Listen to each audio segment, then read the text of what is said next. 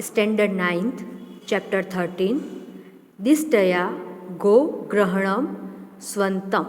इसका मतलब हुआ, दिष्टया का मतलब होता है लकीली, गो का मतलब है काउस, ग्रहणम मीन्स किडनैपिंग, स्वंतम means happy ending. Luckily kidnapping of cows having happy ending.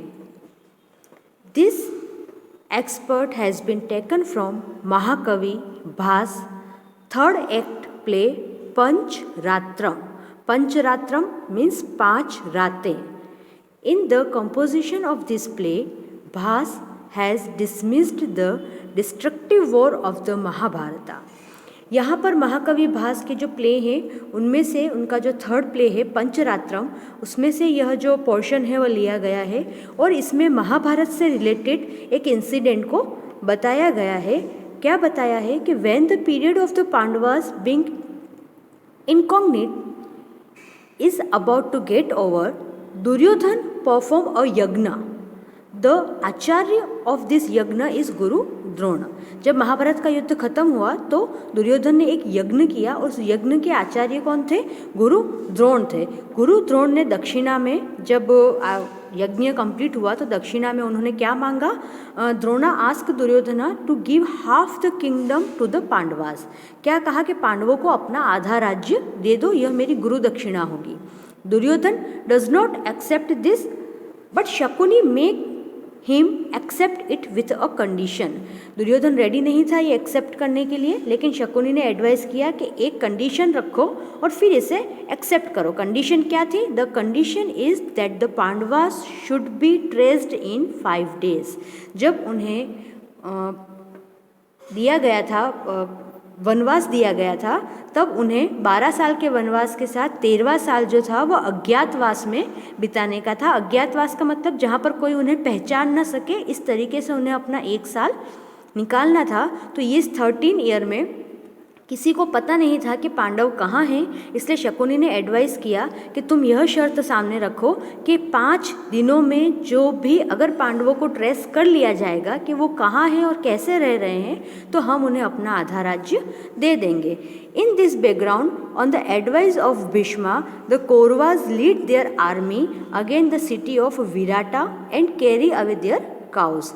इस बैकग्राउंड में जब भीष्म को ये एडवाइस दी गई तो कौरवों ने क्या किया? अपनी जो आर्मी थी वो राजा विराट के राज्य में भेजी और उन्हें क्या कहा कि वहाँ से उनकी जितनी भी गायें हैं उन्हें उठाकर यहाँ ले आओ।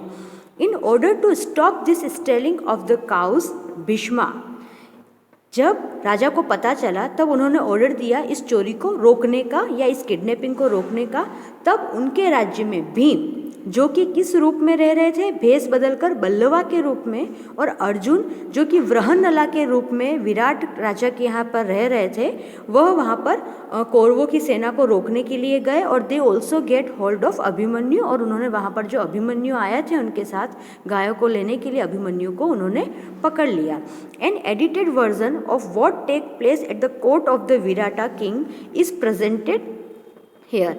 अब जब वो अभिमन्यु को वहाँ से लेके गए और राजा विराट के सामने उन्होंने उपस्थित किया, उस एक एपिसोड को यहाँ पर आपके बुक में चैप्टर के रूप में दिया गया है कि वहाँ पर क्या कन्वर्सेशन हुआ और कैसे अभिमन्यु को पता चला कि यह सामने जो डिस्गाइज होकर, जो रूप बदल कर 2 लोग मेरे सामने हैं, वह मेरे फादर और मेरे अंकल हैं, जो कि वह अर्जुन और भीम को पहचान नहीं सका था, लेकिन कन्वर्सेशन होते होते उसे पता चला कि यही मेरे रिलेटिव्स हैं। और यहाँ पर जो कन्वर्सेशन है वो काफ़ी ह्यूमरस तरीके से जो है प्रेजेंट किया गया है, जिससे ऑडियंस को ड्रामा में बहुत ही मज़ा आता है। With Abhimanyu as the cause, the Virat king also comes to know the what of the true identity of Pandavas. और जब अभिमन्यु को पता चला, उसी के साथ विराट किंग को भी पता चला कि जो मेरे यहाँ पर रूप बदल कर रह रहे हैं वो तो असल में पांडव हैं। ये सारा इंसिडेंट जो था, S Pandavas has been traced with in 5 nights। यहाँ पर शर्त रखी गई थी कि पांडवों को 5 रातों में 5 दिनों में ट्रेस करना है। उस बेस के ऊपर इस प्ले का नाम जो है वो पंचरात्रम रखा गया। Okay, so now we start this drama.